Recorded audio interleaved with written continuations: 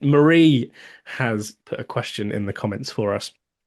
She said, "What do you do when other family members are not as pumped up as you, and you want to work on your business, but they want your focus instead?" Okay, there's two parts to this answer. Part A is don't do what I did. Part B is do what I'm about to say. So the don't do what I did bit is my ex never really signed up for me being an entrepreneur. That was just the next natural thing to happen, and it put our family under a lot of strain actually in the early days because I left the best job I ever had, earning the most money I'd ever earned, drinking cocktails in Singapore, and I swapped it for a community centre in North London in 2015.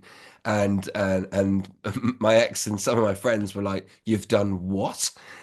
So the thing that I didn't do was have a proper enrollment conversation.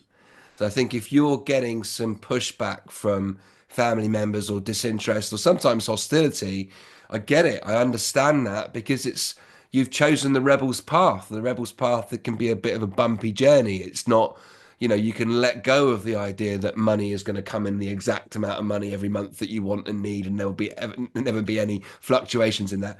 That's a thing of the past. We're now going to have choppy periods. There's going to be periods where you have to work really hard. There's going to be periods where you want to give it all up and you're fed up. I had one of those about every 6 weeks, actually, up until Wednesday. So actually, that's quite tough for a partner to, or for other family members to understand, and parents as well. I mean, my mum, bless her, my mum's 82. She still says to me sometimes, she said, "I'm really upset that you left your career." Uh, and I said, "Why is that, mum?" She said, "Well, you were doing so well." And that was, I left in 2003. So that's, what's that, 22 years ago. And I'm like, "Mum, we've got a business in 11 countries. It's going okay now." But, the thing about family is because we're close to them, actually, it can be really, really impactful. It can be really difficult to make progress on your business if you're getting some negativity, some pushback, some barriers, or disinterest, or however that plays out for you. Right. So there's a couple of things I think into this. The first thing is about enrollment. Let me explain what I mean about enrollment. That's when you sit down with someone and you tell them the truth.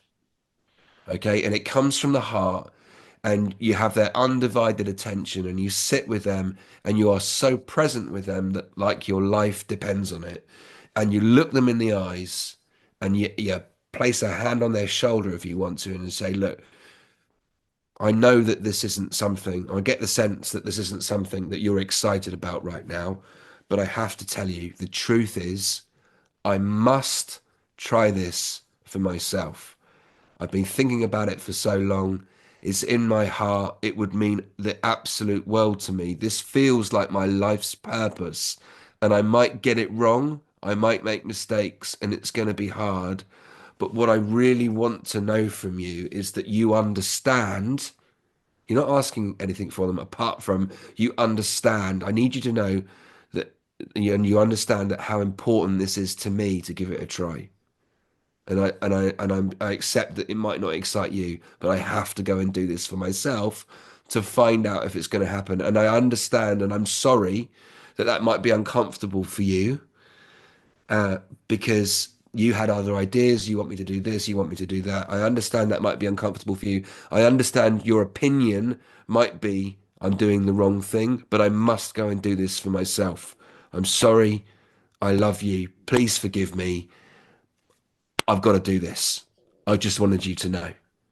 And then you don't speak because then the first one to speak loses, right? So then you, Jack, your eyes were so wide. Then you went into dinner plate mode. You're like, "Oh my gosh." I had a thought of like without this becoming a therapy session. It sounds like you've rehearsed that before. So Well, Jack, um, actually, no, and I think that's part of the problem. So, so I think like the bit for me is it doesn't really matter exactly getting the words right. I think that's an important bit. What matters is that they hear your heart. That's what I mean by enrollment. They leave that conversation in no doubt whatsoever. And this, by the way, this is very different to going, I'm going to go and run my business and I don't care what you think. And I wish you would support me. I can't believe you're not supporting me. My version of that, an enrollment, is I just want you to hear my heart. I'm kind of doing a marketing job on them, really. I'm getting their attention. I'm making this interesting. I'm creating an emotional connection, and then I'm taking action. But I'm not asking for them to do anything. I'm just letting you know this is what's in me and I'm going to go and do it. And I'm not even asking for support. I'm just asking them to give me 10 minutes so I can tell you something. That's how I would approach that.